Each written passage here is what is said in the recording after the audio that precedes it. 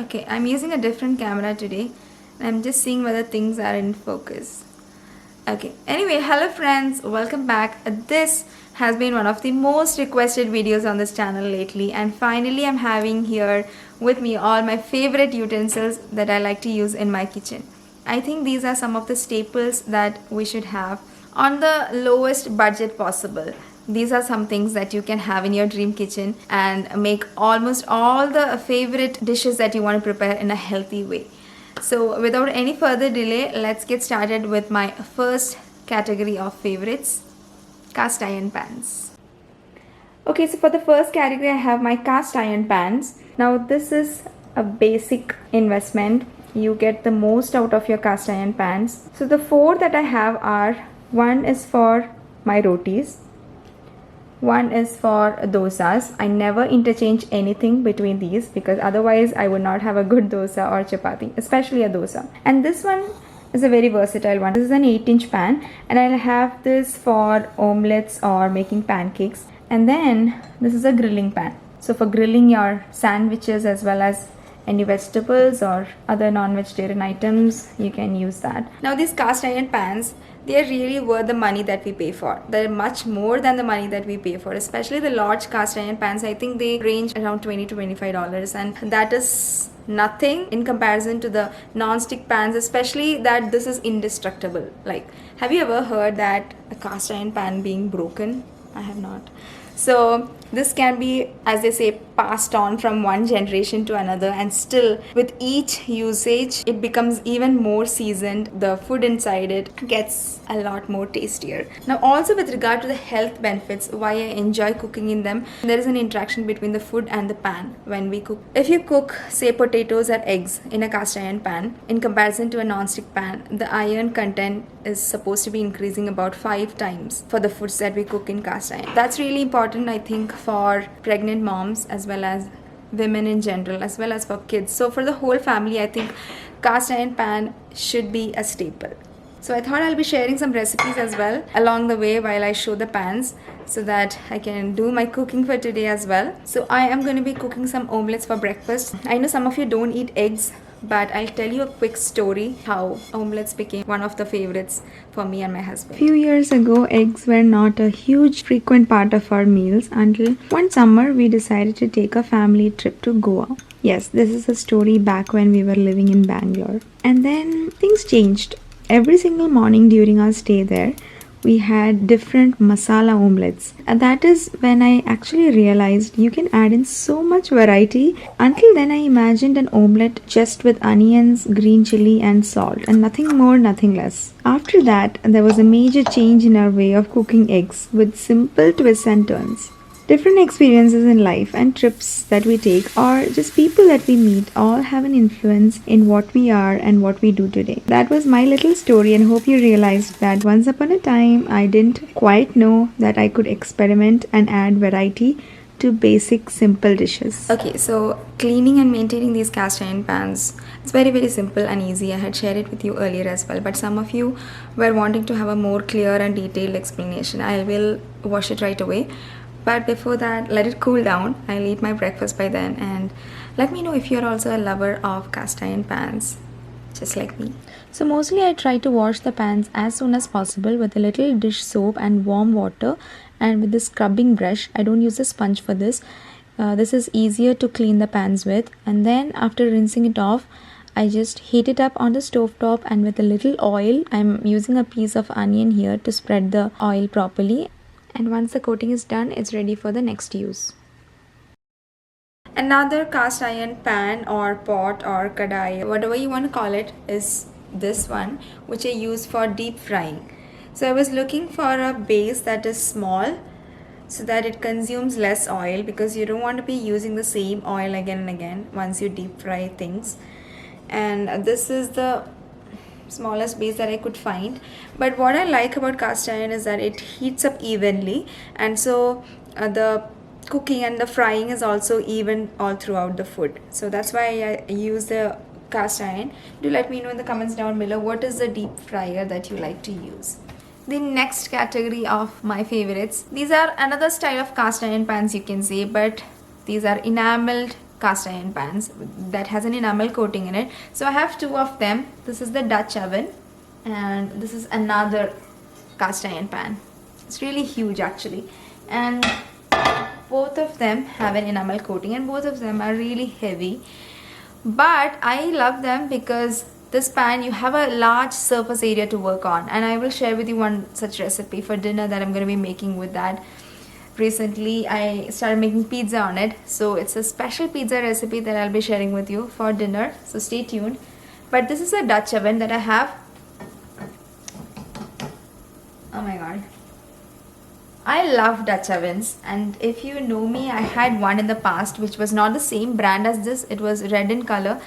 I think I have had that in most of my videos in the past, but somehow I ended up with a few scratches in it. So that is one thing that you have to be really careful about with the spoons and ladles that you use inside it, because that is an enamel coating. So I heard from my friend the other day that she had that to her daughter, who ended up with a whisk in it and got a few scratches. So that is one thing that you'd be careful about. But with wooden spoons, it doesn't matter. And think of it as a slow cooker, that like you can keep cooking soups or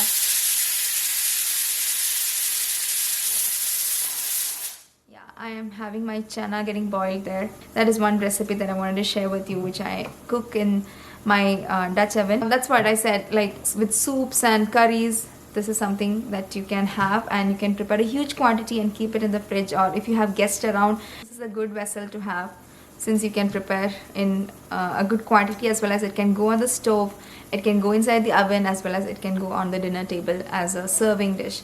So it's worth the investment.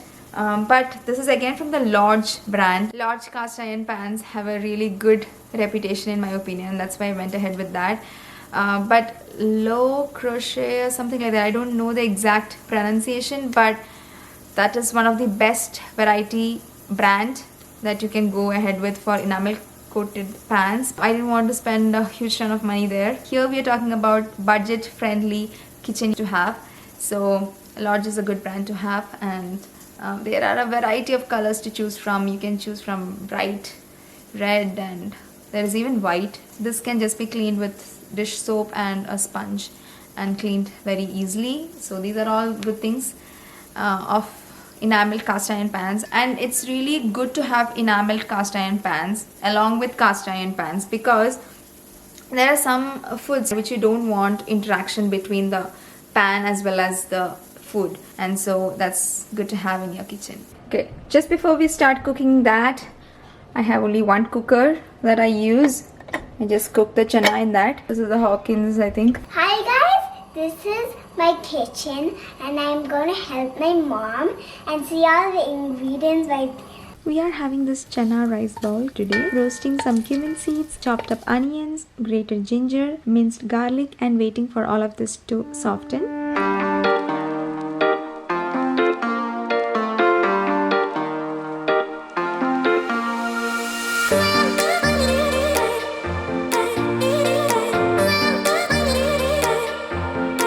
Chopped tomato, green chili, spice powders, vegetable stock, boiled chana, chopped up cilantro. Let it on simmer mode for 5 to 7 minutes. And finally add in some salt. Add this to bowls and top it with rice. Add a little dollop of ghee, some more fresh cilantro.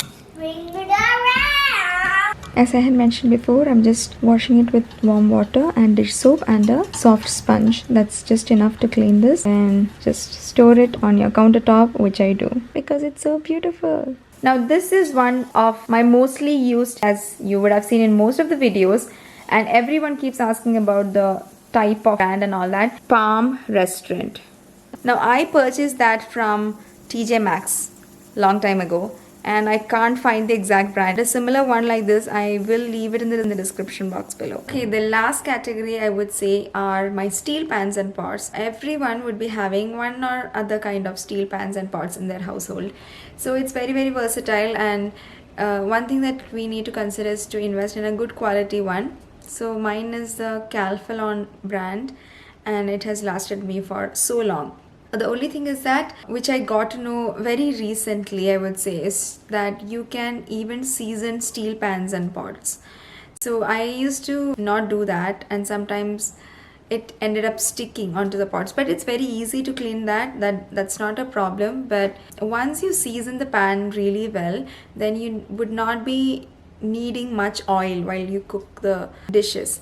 So that's what I have been doing recently, and I have found a huge difference while cooking with steel pans. For cleaning it, it's again very easy, and once in a while you can just use the vinegar mixture along with baking soda, heat the vinegar up, and then put on some baking soda and then nicely scrub it. It's going to have a really good shine. Now this one right here, which is Tools of Trade brand, this is the biggest pot that I have, and I use this mostly for just boiling water nowadays, because we're using jeera water nowadays, that I said. This one we got it for last Thanksgiving, $10 or $12 I believe, not sure about it, but we had a cashback and all that from Macy's.